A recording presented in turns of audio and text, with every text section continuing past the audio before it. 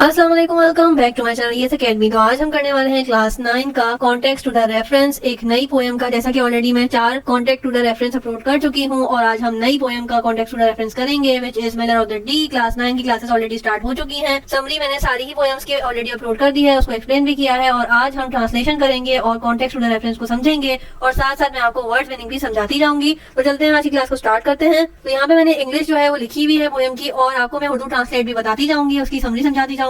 और जिन बच्चों ने मेरी समरी वाली वीडियोस नहीं देखी, उसको मैंने किस तरह से एक्सप्लेन किया है, सेंट्रल आइडिया बताया है, तो प्लीज वो भी जाके देख लें ताकि आपको इस चीज का कॉन्सेप्ट, इस पोएम का कॉन्सेप्ट समझ आ जाए कि इस पोएम में क्या एक्सप्लेन किया गया है। और जैसा कि आप लोगों को पता है कि ईएस अकेडमी की वेबसाइट भी मैंने आप लोगों के लिए बना दी है, जिसका लिंक आपको डिस्क्रिप्शन में इंशाल्लाह मिल जाएगा। तो आप उसके थ्रू, उसकी हेल्प के थ्रू भी जो है वो अपनी तैयारी कर सकते हैं। एग्जाम के रिलेटेड मैंने बहुत सारी चीजें वहाँ पे अपलोड की हैं और आप लोगों के लिए आसानी की है। तो चलते हैं आज की क्लास को स्टार्ट करते हैं। There dwelt a miller hale and bold beside the river Dee. He worked and sang from the morn to the night. No lark more light than he. इस पोएम में और इंग्लिश की 2-3 poem में बीच बीच में काफी ज्यादा डिफिकल्ट वर्ड हैं जो कि हम नॉर्मल इंग्लिश में नहीं सुनते। काफी ज्यादा जो वर्ड्स हैं वो ऑलरेडी इंग्लिश की जो पुरानी इंग्लिश थी उसमें थे और अब नई इंग्लिश में, मॉडर्न इंग्लिश में उसको कैंसिल कर दिया गया है, उसको खत्म कर दिया गया है। लेकिन यहाँ पे मैं आपको कोशिश करूंगी कि उनकी मीनिंग समझा दूं कि अब हम पोएम में से तो वो वर्ड निकाल नहीं सकते। आगे चलते हैं। And this the burden of his song for ever used to be I envy nobody and no not I and nobody envies me.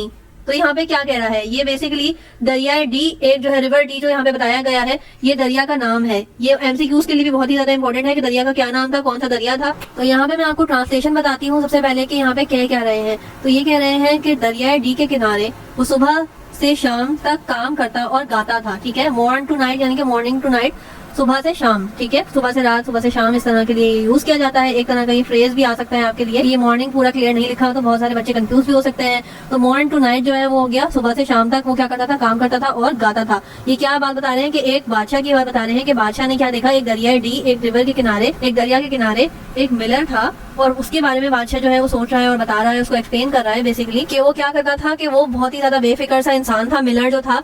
ठीक है, एक आम सा आदमी।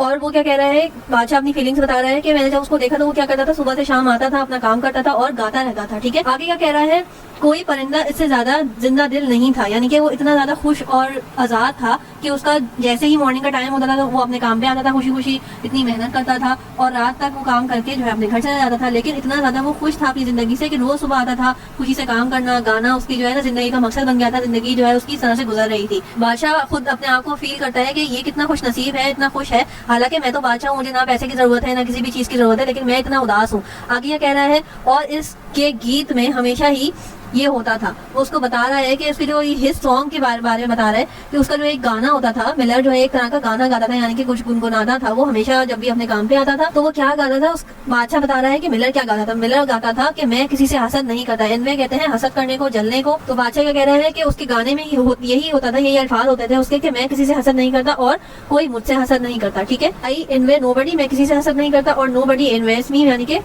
कोई मुझसे हसद नहीं करता। आई होप कि पहला स्टेंजा मैंने आपको समझा दिया है, आपको समझ आया होगा, आपके लिए इजी किया है। आगे देखते हैं, जैसे जैसे ये पोएम समझते जाएंगे उस तरह से आपको और ज्यादा समझ आती जाएगी। आगे का कह रहा है, thou art the wrong my friend said old King Hal, थॉट wrong as wrong can be, for could my heart be light as thine, I have gladly change with thee, and tell me now what makes thee song with voice of lord and free, while I am sad, true I am the king beside the river Dee. तो king उस Miller के बारे में जो सोचता था, फिर उसने वो एक दिन गया और जाके उसने मिलर से बातें की। क्या बातें की, पोएट ने उसको लिखा है यहाँ पे और बताया है कि किस अल्फाज में किंग ने मिलर से बातें की और क्या पूछा, क्या उसकी फीलिंग्स थी। तो हम उसको ट्रांसलेट करते हैं और क्या कहते हैं कि सबसे पहले बादशाह जैसे ही मिलर के पास गया तो उसने क्या बोला, मेरे दोस्त तुमने, इसने कहा, किंग ने कहा, किंग का नाम क्या था, हॉल था किंग का नाम। ठीक है, ये भी एमसीक्यूज में आ सकता है कि किंग का क्या नाम था, किंग का नाम था हॉल। ठीक है, मैंने समरी में काफी ज्यादा डिटेल में चीजें समझाई है, तो आप डेफिनेटली इस वीडियो के बाद, इस क्लास के बाद इसी पोएम की समरी देखेंगे तो आपको बहुत सारी चीजें एक साथ क्लियर हो जाएंगी और आपकी बोर्ड एग्जाम की तैयारी हो जाएगी। तो आगे कहते हैं कि सबसे पहले किंग गया मिलर के पास और उसने क्या कहा कि मेरे दोस्त तुम गलत हो, तुम इतने ही गलत हो जितना कि कोई गलत हो सकता है। यानी कि वो कह रहा है कि कोई इतना ज्यादा खुश कैसे हो सकता है अपनी जिंदगी से कि रोजाना उसको काम पे आना पड़ रहा है, मुझसे ज्यादा वो मेहनत कर रहा है और वो फिर भी मुझसे ज्यादा खुश है। दिन रात वो इतनी मेहनत कर रहा है और स्टिल वो जो है उसको कोई हसद नहीं है, कुछ वो कोई परेशानी नहीं है, किसी से जलन नहीं है, आता है अपना काम करता है और चला जाता है। हालांकि मैं तो बादशाह हूँ, मेरे पास तो पैसा भी है, मैं अगर काम ना भी करूँ तो मुझे कोई फर्क नहीं पड़ेगा, लेकिन मैं खुश नहीं हूँ और ये मुझसे ज्यादा खुश है। तो वो यही कह रहे हैं कि मेरे दोस्त तुम कैसे इतना खुश हो सकते हो, तुम्हारे साथ कुछ ना कुछ जरूर जिंदगी में गलत हो रहा है या तुम किसी गलतफहमी का शिकार हो, तो ऐसे कैसे पॉसिबल है। आगे क्या कहता है, क्या मेरा दिल भी इतना खुश हो सकता है कि जितना कि तुम्हारा। ठीक है, तो वो क्या कहता है, बादशाह आखिरकार इस चीज का सीक्रेट पूछना चाह रहा है मिलर से कि ऐसा कैसे हो सकता है कि मैं तो बादशाह होकर भी इतना खुश नहीं हूँ और तुम जो है वो एक नॉर्मल से आम से आदमी हो, इतनी मेहनत करते हो, फिर भी तुम मुझसे ज्यादा खुश हो। तो इस खुशी का राज क्या है। आगे क्या कहता है, मैं खुशी से इससे तुम्हारे साथ तब्दील कर लूंगा। वो कहता है कि अगर कोई ऐसी चीज है, कोई अगर इस खुशी को तुम पैसों में कुछ चीज कन्वर्ट करना चाहते हो कि अगर मैं तुम्हें इतने पैसे दे दूं और ये खुशी तुम मुझे दे दो, मतलब जो एक चीज होगी दिल का सुकून, तो वो मुझे चाहिए। बादशाह हूँ लेकिन मेरे पास जो है वो दिल का सुकून नहीं है। तो ऐसा कैसे हो सकता है कि एक नॉर्मल आदमी, एक नॉर्मल मिलर के पास ज्यादा सुकून है और एक बादशाह के पास नहीं है। तो इस चीज का मुझे राज बताओ। आगे क्या कहता है, और अब मुझे बताओ कि तुम किस तरह गाते हो लॉर्ड एंड फ्री। यानी कि वो कहता है कि पहली बात कि तुम किस तरह से ये जो तुम रोजाना एक गाना गाते हो, ये किस तरह से गाते हो। मतलब मैं तो बादशाह हूँ, मैं तो कुछ भी गाना चाहूँ तो मुझे कोई रोकने वाला नहीं है, लेकिन मेरे अंदर से दिल ही नहीं चाहता कि मैं कुछ गुनगुनाऊं। गुनगुनाता इंसान कब है, जब वो खुश होता है, जब उसको फिक्र नहीं होती किसी भी चीज की, वो अच्छा फील कर रहा होता है तो एकदम से वो खुशी में गुनगुनाने लगता है। लेकिन बादशाह कहता है कि मैं तो अंदर से दिल से खुशी नहीं हूँ और ना मैं इस तरह से गाता हूँ। तो ये बताओ कि तुम इतनी जो है वो आसानी से और इतने खुश होकर कैसे गाते हो, तो मुझे इसका राज बताओ। आगे क्या कहता है, with voice so loud and free. और कहता है इतनी बुलंद और आजाद आवाज में,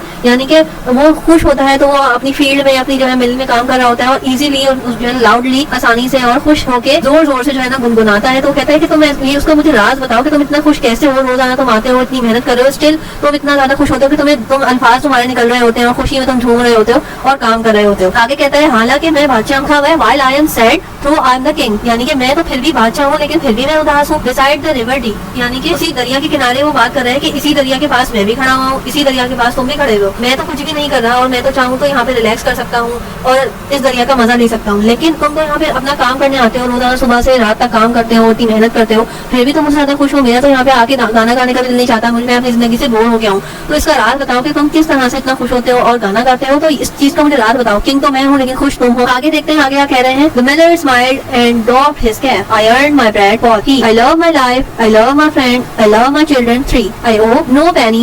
I cannot pay. I thank the river D that turns the mill that drained the crowd to feed my babies and me. आगे क्या कह रहा है कि मिलर, उसकी पहली जो है पहले स्टैंजा में हमारे पास जो है वो सिचुएशन आई कि कहाँ पे मिलर जो है और बादशाह मिले और बादशाह ने क्या चीज ऑब्जर्व की, क्या चीज देखी। सेकंड स्टैंजा में क्या बताया कि मिलर ने जो सवाल उसके जहन में घूम रहे थे उसने मिलर से जाके पूछे। अब थर्ड स्टैंजा में क्या कह रहे हैं कि थर्ड स्टैंजा में बता रहे हैं कि मिलर ने जो है बादशाह को क्या जवाब दिए। तो मिलर की बात आ रही है। मिलर क्या कह रहा है कि चक्की चलाने वाला मुस्कुराया, यानी कि मिलर जो है वो मुस्कुराया। एक आम आदमी जो था उसने मुस्कुराया और उसने जवाब दिया, उसने अपनी टोपी उतार दी। डॉफ तो क्या कहते हैं, अपनी टोपी को उतारना, यानी कि उसके सर पे जो है वो एक टोपी टाइप की चीज थी और वो पहन के वो काम कर रहा था। तो उसने क्या किया, सबसे पहले अपनी टोपी जो है वो उतारी। एहतरामन भी उतारते हैं, काफी जगह पे कल्चर भी होता है कि जो भी उनकी जो पगड़ी होती है, जो भी कैप होता है, उसको एहतरामन उतारते हैं कि हम आपकी रिस्पेक्ट करते हैं, सामने वाले की रिस्पेक्ट करते हैं, वो उनकी इज्जत होती है बेसिकली, टोपी वगैरह जो भी। तो एक आम आदमी की बात बता रहे हैं कि उसके अंदर भी इतनी ज्यादा एक रिस्पेक्ट थी, एक अच्छा जेस्चर था कि उसने जो है अपनी टोपी उतारी। और फिर आगे से क्या कहा, उसने अपने बारे में बताया। उसने कहा, मैं अपनी रोजी कमाता हूँ। I earn my bread. Bread यहाँ पे जो है as a phrase, as a idiom use किया गया है। खाली ब्रेड जो खाने वाली ब्रेड होती है उसको नहीं कहा गया, यहाँ पे रोजी रोटी के लिए इस चीज को यूज किया गया है कि मैं खुद जो है ना अपनी रोजी कमाता हूँ, अपने लिए कमाता हूँ। आगे क्या कह रहा है, मैं अपनी बीवी से मोहब्बत करता हूँ, अपने दोस्तों से मोहब्बत करता हूँ और अपने 3 बच्चों से मोहब्बत करता हूँ। वो अपनी लाइफ के बारे में बता रहा है कि मैं किसी से भी हसद नहीं करता, अपनी फैमिली से प्यार करता हूँ, अपने दोस्तों के साथ अच्छे से रहता हूँ। और आगे क्या कह रहा है, मैं किसी की एक पाई भी मकरूज नहीं करता, यानी कि पेनी, नो पेनी। पेनी बेसिकली कहते हैं कि इंडिया, पेनी कहते हैं बेसिकली उनकी करेंसी को। इंटरनेशनली जो डॉलर और इस तरह की चीजें होती है, हमारे यहाँ जैसे सिक्के, रुपए, इस तरह की चीजें होती है, तो वहाँ पे डॉलर और पेनी वगैरह कहा जाता है। डॉलर और पेनी के अंदर जो है वो चीजें जो है कन्वर्ट की जाती है, खरीदी जाती है। तो उस दौर की बात कर रहा है कि पेनी, एक रुपया, एक हमारे यहाँ जो उसको कहा जाता था एक टका, एक आना। तो उस तरह की चीज होती है कि एक रुपया तो बहुत दूर की बात, एक पेनी भी जो है, यानी कि हमारे यहाँ जो एक टका, एक आना जो कहते थे ना, 2 आने 5 आने, तो पुराने जमाने की बात है। तो इस तरह से वो बता रहा है कि मैं तो एक पेनी भी नहीं लेता जो कि मैं पे ना कर पाऊँ, मतलब मैं किसी से कर्ज नहीं लेता जो मैं पे ना कर पाऊँ, जिसका मैं मकरूज हो जाऊँ। पहली बात क्या बताई उसने कि मैं अपनी रोजी खुद कमाता हूँ, ठीक है, यानी कि मैं खुद मेहनत करता हूँ और फिर उसको जो अर्न होता है उससे जो है मैं अपना खाना वाना खाता हूँ, अपनी फैमिली से और फ्रेंड से प्यार करता हूँ। और तीसरी बात क्या बताई कि मैं कर्ज नहीं लेता। जाहिर सी बात है, जब आप कर्ज लोगे तो आपको उसी चीज के लिए ज्यादा मेहनत करनी पड़ेगी कि भाई मुझे और ज्यादा मेहनत करनी है ताकि मैं वो कर्ज दे सकूं। और आपने देखा होगा कि खासतौर पर पाकिस्तान में इस तरह का कल्चर है कि एक दफा बंदा कर्ज ले लेता है तो फिर उसको उसका प्रॉफिट भी देना पड़ता है और इस वजह से वो और ज्यादा मकरूज होता जाता है और फिर एक टाइम आता है कि वो परेशान हो जाता है। तो वो क्या कह रहा है कि मैं ये परेशानी लेना ही नहीं चाहता, जितना मैं कमाता हूँ उसी में मैं जो है अपना गुजारा करने की कोशिश करता हूँ, कर्ज लेने वाला कोई चक्कर नहीं है। आगे क्या कहता है, आई थैंक द रिवर डी, वो कहता है मैं दरिया डी का शुक्रगुजार हूँ, यानी कि जहाँ पे वो काम करता है उस चीज को वो बड़ा अप्रिशिएट कर रहा है कि मैं इस चीज के, इस जगह का बहुत ज्यादा शुक्रगुजार हूँ कि ये यहाँ पे मतलब मुझे रोटी रोजी मिल गई, यहाँ पे मुझे अपना रोजगार मिल गया। आगे क्या कह रहे हैं, वो कह रहा है रिवर को कि ये मेरी चक्की चलाता है और अपना अनाज जो है वो पीसता है, यानी कि क्योंकि दरिया बहता रहता है, आपको पता है इस चीज का आइडिया है कि दरिया के किनारे बहुत सारी चीजें लगाई जाती हैं, विंड फैंस लगाए जाते हैं ताकि वहाँ पे आप जो है इजीली अपनी बिजली वगैरह बना सके। और यहाँ पे उसने क्या बताया कि इसी तरह से दरिया को एक और काम के लिए लिया गया है कि दरिया के किनारे क्या लगाया, दरिया के किनारे एक जो है वो मशीन लगाई गई जहाँ पे वो अपनी चक्की, यानी कि जहाँ पे अनाज आटा पीसते हैं, ग्राइंड द कॉर्न कहते हैं, अनाज को पीसना, गेहूं पीसना, गंदम पीसना। तो वो कह रहा है कि दरिया के मैं शुक्रगुजार हूँ कि वो दरिया जो है वो जैसे जैसे तेजी से बहता है उसी तेजी से जो है चक्की जो है वो चलती है और उसका जो अनाज है वो पिसता रहता है, वो बेचता है और फिर उससे वो पैसे कमाता है। तो वो कहता है कि मैं इस दरिया का शुक्रगुजार हूँ कि वो बह रहा है और मेरा जो है रोजगार लगा हुआ है, मैं अपने पैसे कमा रहा हूँ। आगे क्या कहता है, अपना और अपने बच्चों का पेट पालता हूँ। जाहिर सी बात है कि पहली बात क्या उसने कही कि मैं अपनी रोटी रोजी खुद कमाता हूँ, कैसे कमाता हूँ, अपनी जो है दरिया का शुक्र अदा किया, उसने शुक्रगुजार हुआ कि भाई मैं जो है जैसे जैसे चक्की पिसती है, चक्की जो है मेरा अनाज पीसती है, वहाँ से मैं अर्न करता हूँ, अपनी फैमिली से और फ्रेंड से प्यार करता हूँ, कर्ज नहीं लेता और इसी तरह से मैं अपना और अपने बच्चों का पेट पालता हूँ, यानी कि उनको खाना वाना देता हूँ। ठीक है, अब चलते हैं आगे। क्या कह रहे हैं, गुड फ्रेंड्स सेड हॉल, हाल यानी कि यहाँ पे किंग का बताया गया है कि good friend said hall and side a while favorable and happy be, but say no more if thou say true, that no man envies thee, the Malay cap is worth my cross, the mill my kingdom's fee, such man as thou are England's boast, O miller of the day। काफी सारी चीजें यहाँ पे difficult है, मैं आपको यहाँ पे बताती जाती हूँ लाइन बाय लाइन। सबसे पहले क्या कह रहा है, गुड फ्रेंड यानी कि अच्छे दोस्त, किंग यानी कि किंग ने, हॉल ने क्या बताया, मिलर को क्या कहा, जब मिलर ने अपनी सारी चीजें लास्ट की बातें बताई कि मेरी तो भाई ये जिंदगी है और मैं यहाँ पे सुबह शाम आता हूँ, काम करता हूँ, अपने फ्रेंड से फैमिली से प्यार करता हूँ, कर्ज नहीं लेता, इस तरह से मेरी जिंदगी गुजर रही है और मैं इस तरह से खुश रहता हूँ, ये मेरी जिंदगी है। तो उसने क्या कहा, किंग ने सारी बातें सुनी और उसने क्या कहा, उसने बोला कि मेरे प्यारे दो, और उसने जो है साइड ऑफ वाइल कहते हैं आग बढ़ने को, ठीक है, यानी कि उसने लंबा सांस लिया। उसने बोला आगे फेवरल एंड हैप्पी बी, उसने बोला अलविदा, हमेशा खुश रहो।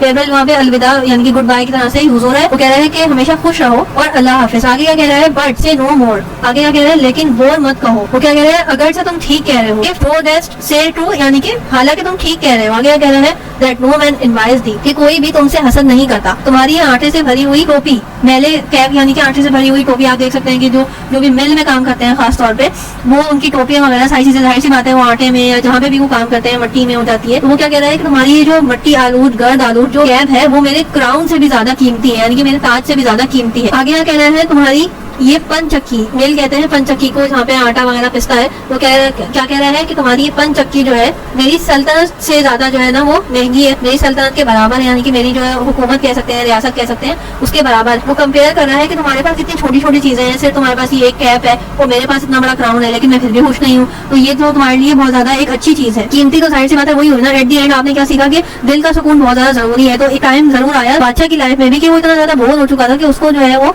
मिलर की कैप ज्यादा अच्छी लगने लगी बजाय उसके क्राउन के। उसको अपनी पूरी रियासत जो उसकी स्टेट थी वो बेकार लगने लगी, बल्कि उसको मिल अच्छी लगने लगी जो कि मिलर के पास थी। तो उसने बोला कि तुम्हारी कैप मुझसे ज्यादा कीमती है, मेरे क्राउन से ज्यादा कीमती है, और तुम्हारी जो ये पंचक्की है, तुम्हारी जो ये मिल है, वो मेरी रियासत से ज्यादा कीमती है, उसके बराबर है। ठीक है, आगे कहते हैं तुम्हारे जैसे आदमियों पर इंग्लैंड फख्र करता है। ये इंग्लैंड की कहानी है, यहाँ पे शहर का नाम भी एमसीक्यू से पूछ सकते हैं कि मिलर ने और किंग ने कहाँ पे किस मुल्क के बारे में बात की, तो यहाँ पे आ सकता है इंग्लैंड। ठीक है, तो क्या कह रहे हैं, बादशाह कह रहे हैं कि तुम जैसे लोगों पे, तुम जैसे मेहनती लोगों पे इंग्लैंड जो है वो फख्र करता है। आगे कह रहे हैं ओ मिलर ऑफ द डी, यानी कि डी के चक्की चलाने वाले, यानी कि रिवर डी के चक्की चलाने वाले, यानी कि वहाँ पे जाहिर सी बात है वो रहता था, तो उसको अप्रिशिएट कर रहा है कि तुम जो है कितनी मेहनत करते हो और इसी तरह से जो है हमारा मुल्क तुम पर फख्र करता है। तो ये तो हो गई ट्रांसलेशन, इसकी समरी मैंने बहुत ही ज्यादा अच्छे से एक्सप्लेन की है, तो काइंडली आप लोग वो वाली वीडियो भी देखिएगा ताकि आपको ज्यादा समझ आए। यहाँ पे मैंने एक्सप्लेन किया है ताकि आपको कॉन्टेक्स्ट टू द रेफरेंस भी समझ आता रहे कि इस स्टैंजा में क्या किस बारे में बात की जा रही है। अब आप लोगों के लिए बहुत ही ज्यादा एक की बात बता रही हूँ कि आप फौरन से इस वीडियो के बाद समरी वाली भी वीडियो देखिएगा। इसी पोएम की मैंने समरी भी आपको करवाई है और उसके अंदर बहुत ही ज्यादा डिटेल में आपको एक्सप्लेन किया है, पॉइंट्स बताए हैं कि कौन कौन से मेन पॉइंट्स हैं जो कि आप अपने क्वेश्चन आंसर में, टाइटल आइडिया में, समरी में और कॉन्टेक्स्ट टू द रेफरेंस में यूज कर सकते हैं। अब चलते हैं वर्ड्स मीनिंग पे। तो ये आ गए हमारे पास वर्ड मीनिंग जो कि पोएम में यूज की गई है। अब वाइल कहते हैं फॉर अ शॉर्ट टाइम, ठीक है, थोड़ी सी देर के लिए उसने क्या किया था, आह भरी थी, यानी कि लंबा सांस लिया था। तो ये हमारे पास हो गया। अब वाइल कहते हैं शॉर्ट टाइम को। बिलीव कहते हैं विदाउट केयर एंड वरीज, यानी कि एक हैप्पी इंसान, एक खुश इंसान जिसके पास ना फिक्र हो ना कोई टेंशन हो। बोस्ट कहते हैं सोर्स ऑफ प्राइड, यानी कि उसको फख्र करना, जैसे बादशाह ने मिलर पे किया। बर्डन कहते हैं मेन पार्ट या लोड को, किसी भी चीज का बर्डन होना, यानी कि जाहिर सी बात है बादशाह पे बर्डन था कि मुझे अपनी रियासत को देखना है, ये करना है, वो करना है, लेकिन मिलर के ऊपर ये सारा लोड नहीं था, ठीक है। तो बर्डन कहते हैं लोड को, बोल्ड कहते हैं कॉन्फिडेंस को, ब्रेव को, ठीक है। कॉन्फिडेंट इंसान जो भी होता है तो हमारे लिए वहाँ पे बोल्ड का भी इस्तेमाल किया जाता है, पोएम में बोल्ड का इस्तेमाल किया गया है। कॉर्न कहते हैं मेज को, गंदम को, कॉर्न भुट्टे को कहा जाता है बेसिकली। मेज का इस्तेमाल यानी कि मेज को वो पीसता था और उससे जो है वो अर्न करता था। डॉफ कहते हैं took off his head in respect take off, यानी कि उसने जैसे ही मिलर ने बादशाह को देखा तो उसने क्या किया कि अपनी टोपी जो है वो उतारी, रिस्पेक्ट की, उसमें रिस्पेक्ट का जेस्चर दिखाया कि मैं आपकी बहुत ज्यादा रिस्पेक्ट करता हूँ, तो इसलिए अपनी जो टोपी थी, चाहे वो आटे से भरी हुई टोपी थी, लेकिन उसने रिस्पेक्ट के लिए उसके उतारी और बादशाह को शो कराया कि आप मेरे लिए बहुत ज्यादा रिस्पेक्टेबल इंसान हैं। डिवेल्ट कहते हैं लिव्ड इन, और जो भी जगह मिलर जो है रिवर के बारे में बात कर रहा था तो डुवेल्ट कहते हैं जहाँ पे जिस बारे में बात की जा रही है, जहाँ पे वो रहता है। एनवी कहते हैं the feeling of wishing to have what somebody else और हैज और to be like somebody has. पहली बात क्या कह रहे हैं कि एनवी कहते हैं किसी भी चीज के बारे में हसद करना, विश करना कि जो कि तुम्हारे पास नहीं है बल्कि किसी और के पास है, सामने वाले के पास है, और उसे जलना। जाहिर सी बात है अगर आप किसी के पास देख रहे हैं कि इसके पास ये वाली अच्छी चीज है, इसके पास अच्छी गाड़ी है, इसके पास अच्छे पैसे हैं, या ये ज्यादा खुश है, तो आप उससे हसद करने लगते हैं कि यार मैं क्यों इतना खुश नहीं हूँ, मेरे पास ये चीज क्यों नहीं है। तो इस तरह की सिचुएशन के लिए एनवी का वर्ड यूज होता है। To be like somebody else, यानी कि उसकी तरह से बनना चाह रहे हो अगर आप, तो उसको भी हसद की ही दायरे में लिया जाता है और उसके एनवी का वर्ड जो है हसद के लिए यूज किया जाता है। आगे है फेवरल। फेवरल कहते हैं पार्टिंग को, अल्लाह हाफिज कहने को, यानी कि जुदा होने को, ठीक है। फीड कहते हैं गिव फूड को, ठीक है, फूड प्रोवाइड करना, जैसे कि वो अपने फैमिली का जो है वो घर चलाने वाला था, वहां से अर्न करना और अपने फैमिली को फूड प्रोवाइड करता था। ग्राइंड कहते हैं मेक पाउडर, यानी कि पीसने को, भुट्टे पीसता था तो वो वहाँ पे पाउडर बन जाता था, उसको जो है वो सेल आउट करता था। आगे हमारे पास है हेल। हेल का मतलब होता है स्ट्रॉन्ग और हेल्दी रहना। लार्क कहते हैं स्मॉल ब्राउन बर्ड, एक चिड़िया को, ठीक है। लाइट कहते हैं केयर फ्री, यानी कि खुश मिजाजी से जिंदगी गुजारना, बेफिक्र होकर जिंदगी गुजारना। आगे कहते हैं मैले कहते हैं शैबी एंड डर्टी, यानी कि डर्टी उस तरह से डर्टी नहीं, डर्टी कहते हैं जैसे कि वो उसकी कैप पे पिसा हुआ भुट्टा लग गया था या जो भी गंदम आटा जो भी वो पीसता था तो वो लग गया था, तो उस चीज के लिए मैले कैप जो किंग ने यूज किया था उसके लिए। आगे कहते हैं मिलर। मिलर क्या होता है? पर्सन हु ओन्स, पहली बात कि वो एक काम करता है, एक ऐसा इंसान जो खुद काम करता है। और आगे क्या कह रहे हैं? और work a mill for grinding corn. Mill यानी कि एक पंचक्की या फिर कोई ऐसी जगह जहाँ पे जो है वो ग्राइंड हो रहा हो कोई चीज, आटे की जो भी मिल होती है, आटे की जो चक्की होती है उसको कहा जाता है मिल। और उसमें काम करने वाले को यानी कि आटा पीसने वाले को क्या कहा जाता है? मिलर। ओ कहते हैं बी इन डेप, ठीक है, यानी कि ओन करना बेसिकली। कोट कहते हैं सैड, यानी कि कहना। अब यूजली सैड का वर्ड यूज होता है इंग्लिश में, कोट जो है वो अब मॉडर्न इंग्लिश में नहीं है, ठीक है। साइड कहते हैं टुक अ लॉन्ग डीप ब्रेथ, यानी कि सांस लेना, लंबी आह भरना, ठीक है। टी कहते हैं यू को, यानी कि टी पहले यूज होता था इंग्लिश के अंदर, लेकिन अब जो है वो क्या यूज होता है? यू यूज होता है, और डी जो है वो यूज नहीं होता। पहले की इंग्लिश में टी लिखा हुआ होगा, आपके पास अगर कोई भी इंग्लिश की पुरानी बुक है तो उसमें डी यूज हुआ होगा, लेकिन अब जो है वो आपके पास यू यूज होता है। आगे कहते हैं थाइन कहते हैं यूर को, ठीक है। टी क्या हो गया? यू, एंड थाइन कहते हैं यूर को। दो टेस्ट यानी कि यू वुड, अब यू वुड यूज होता है, पहले जो है ये वाला वर्ड यूज होता था, ठीक है। थॉट कहते हैं यू आर को, ठीक है। वर्ड कहते हैं वैल्यू को। मैंने कोशिश की है जितने भी पॉसिबल वर्ड्स डिफिकल्ट जो भी पोएम में यूज हुए हैं उनको मैं आपको यहाँ पे समझा दूं। आगे चलते हैं। आगे हमारे पास यहाँ पे सेंट्रल आइडिया भी शेयर किया गया है, तो ये भी समझ लेते हैं। और समझी मैंने ऑलरेडी अपलोड कर दी है मैंने ऑलरेडी की, तो प्लीज आप लोग वो भी देखिएगा, आपको डेफिनेटली बहुत ही ज्यादा फायदा होगा। आगे देखते हैं द पोएट चार्ल्स मैके। इस पोएम का लिखने वाले कौन है? इस पोएम के शायद जो है वो कौन है? चार्ल्स मैके हैं। Tells the story of the Miller in the poem. उन्होंने किसकी स्टोरी बेसिकली बताई है? मिलर की स्टोरी बताई है कि वो अपनी जिंदगी कैसे गुजारता था, उसके पास क्या ऐसे राज थे जो कि किंग के पास नहीं थे।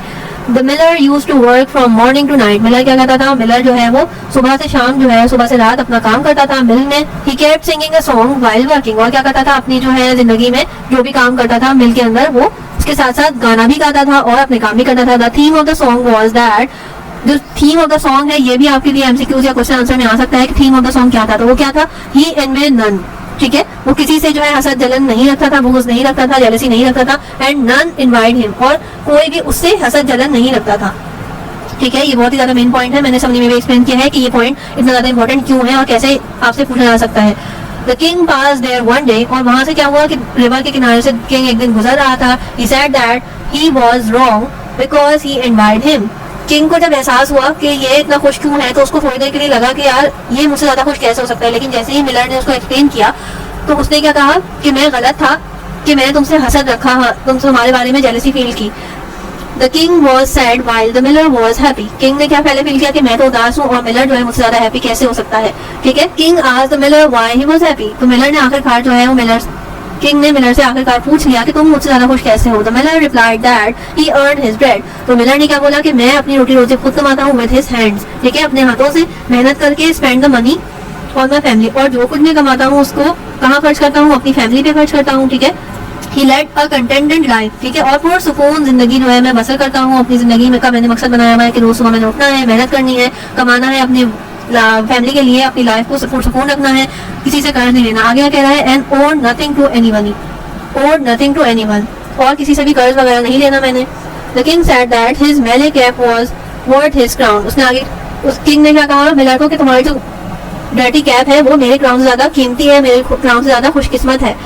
और आगे क्या कह रहा है his mill was worth his kingdom. आगे क्या कह रहा है कि तुम्हारी जो छोटा सा रिवर है, छोटी सी जो मिल है, वो मेरी पूरी रियासत से ज्यादा कीमती है। आगे कह रहा है he also said that men like him were England's pride। और उसने आगे क्या कहा कि इस तरह के मेहनत करने वाले इंसान पे इंग्लैंड जो है वो फख्र करता है। यानी कि जैसे कि हमारे मुल्क में किसान की कितनी इज्जत की जाती है, जैसे कि हमारी बुक्स वगैरह में बताया गया है कि किसान सुबह उठता है, हारी अपने हल चलाता है, किसान जो है वो अपनी फसलें उगाता है, तो वो पूरी लाइफ जो है वो उसकी बताई जाती है, और उसके लिए जो है बच्चों के दिलों में भी रिस्पेक्ट पैदा की जाती है कि अगर अनाज ना उगे तो हम क्या खाएं। तो इसी तरह से किंग ने भी उसको अप्रिशिएट किया कि तुम्हारी वजह से कितने लोग पिसा हुआ आटा जो है वो इजीली खाते हैं क्योंकि तुम इतनी मेहनत करते हो। तो ये था इसका सेंट्रल आइडिया। समरी मैंने ऑलरेडी समझा दिया है, आप लोग समरी भी देख सकते हैं। और जिन बच्चों को वेबसाइट से पास पेपर्स वगैरह लेने हैं तो वो भी इजीली ले सकते हैं। ईएस एकेडमी की अपनी वेबसाइट जो है वो मैंने ऑन एयर कर दी है, आप लोग उसकी हेल्प भी ले सकते हो।